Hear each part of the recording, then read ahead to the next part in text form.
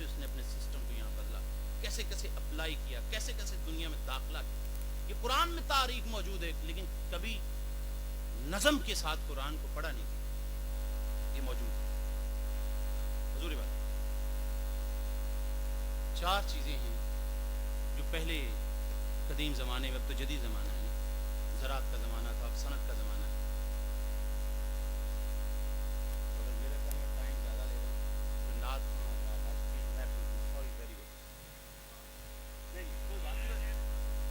نہیں، پورا کرنے کی بات نہیں ہے.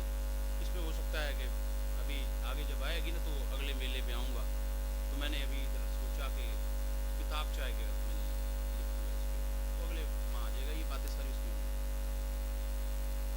چلے جی، وہ 4 چیزیں. ایک تو یہ ہیں کہ جب اللہ تبارک و تعالیٰ انسانوں کو پیدا کیا اور کھڑا کر کے کیا، ہاں بولو، مفہوم بتا رہا ہوں میں، آیت مجھے یاد نہیں، آپ جانتے ہیں ان کو کیونکہ معروف باتیں ہیں.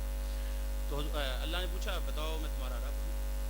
سب نے کہا الستو، جی آپ اب ہمارے رب. تو یہ کیا ہے؟ وہاں پر اٹھانا اور پھر آدم کی پشتوں میں داخل کر دیا. تو کیا ہے کہ انسان جب پیدا ہوتا ہے تو اس کی ودیت اس کو چیز کر دی جاتی ہے. جیسے ہم جدید علم جو شعور کے دماغ کے ساتھ ایک شعور، ایک لاشعور، ایک تحت الشعور. تو انسان کے لاشعور میں خدا کی پہچان رکھتی ہے. قرآن کہتا ہے ایک تو اللہ نے یہ انتظام کیا کہ لوگ خدا کو کیسے جانیں گے، یہ نہ کہہ دیں کہ ہمیں تو ایسے ہی چھوڑ دیا. تو پھر اس پیغمبر کیا کرنے آتا ہے؟ پیغمبر انسان کے لاشعور کو شعور میں لانے کے لیے آتا ہے. پیغمبر انسان کے اندر جو ہے فطرت جو ہے اسے باہر لاتا ہے. دوسرا انتظام، پہلا انتظام ودیت کی انسان کے اندر اللہ کی پہچان. کوئی انکار نہ کر دے کہ بھائی مجھے ایسے ہی پھنسا دیا. لائف سپورٹ سسٹم پہ انسان غور کرے نا تو انسان تو کبھی سجدے سے نہ ہو. لیکن بتائیں چیز کی اہمیت کیسے پیدا ہوتی؟ ایک میتھڈ کیا ہے؟ وہ ہے چیز کو معمول کی بجائے غیر معمول سے دیکھیں.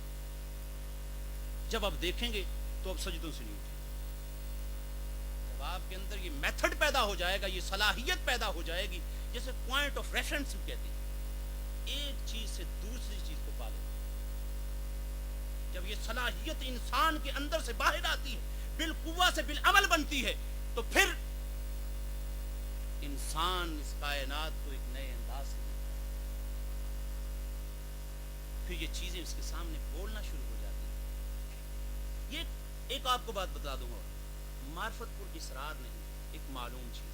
یہ جملہ میں نے شروع میں بولنا تھا کیونکہ میں باتیں کی تو پہلے بولتا تو پتہ چلتا میرے جملے سے ان باتوں سے کہ واقعی معرفت ایک معروف جانا جا سکتا ہے، تو ماورائی چیز نہیں ہے، پر اسرار چیز نہیں ہے. حضور والا دوسرا انتظام اللہ تبارک و تعالیٰ نے یہ کیا کہ باہر خارج میں اپنی نشانیاں رکھی. یا انسان موبائل کو اٹھاتا ہے تو بولتا ہے اس کو کس نوکیا اور کمپنی نے بڑا اچھا بنایا. تو اب یہاں پر ایک پینسل پڑی ہوئی ہے، بولیں گے سارے کسی نے بنایا. اب میں کہوں گا ایک پینسل ادھر بھی پڑی ہوئی ہے، بولیں گے ادھر تو پینسل نہیں ہے. بولیں گے کہ ادھر پینسل ہے، تو میں پوچھوں گا کیا اس کا بنانے والا ہے؟ وہ بولیں گے ہاں ہے. میں کہوں گا ادھر کی پینسل والے کو بنانے والا کون ہے؟ تو وہ کہیں گے کہ نہیں یہاں پینسل ہی نہیں. تو کہیں گے کہ یہاں پر پینسل کو بنانے والا نہیں. یہاں انسان کے سامنے آپشن جو خود انسان نے بنائی ہے 2-3 نہیں ہے، 2 ہیں، بس 2. ایک ہے با خدا کائنات اور ایک ہے بے خدا کائنات. بے خدا کائنات، با خدا کائنات، بے خدا کائنات. یعنی خدا اگر پینسل ہے تو اس کا بنانے والا ہے، اگر پینسل نہیں ہے تو اس کا بنانے والا بھی نہیں ہے. یہ کائنات ہے تو اس کا خالق ہے. کوئی دنیا کا مائی کا لال انکار نہیں کر سکتا کہ خدا نہیں ہے. خدا اسی طرح ہے جس طرح میں ہوں، میں سوچتا ہوں میں ہوں.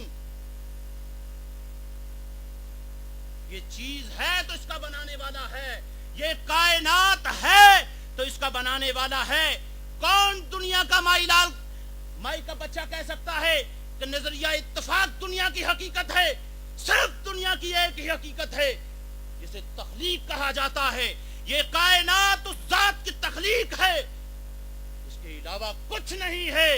جن لوگوں نے اپنے مذہب کو نظریہ اتفاق پہ رکھا ہوا ہے، نظریہ ارتقاء پہ رکھا ہوا ہے، نظریہ اسباب و علل پہ رکھا ہوا ہے، نظریہ سوشلزم پہ رکھا ہوا ہے، ان کو توجہ دینی چاہیے کہ دنیا نظریہ اتفاق کو یکسر رد کر چکی ہے۔ آدھے سائنسدان نظریہ ارتقاء کو رد کر چکے ہیں، عضویاتی نظریے کو، اور چند صرف اس لیے مانتے ہیں کہ میتھڈ کے اعتبار سے دنیا میں یہی ورک ایبل ہے، وگرنہ ان کی نظریات میں کوئی حیثیت نہیں۔ بے شمار شبہات اور ابہام اس میں موجود ہیں۔ اسباب و علم تو خود اپنی توجیہ کے محتاج ہے، کیا خدا کی ذات پہ بات کریں گے؟ وہ تو خود اپنی توجیہ کے اسباب و علل کہاں سے آ گیا، کہاں سے آ گیا؟ میں حرکت نہیں دیتا چیز کو تو حرکت کیسے لے جائے گی؟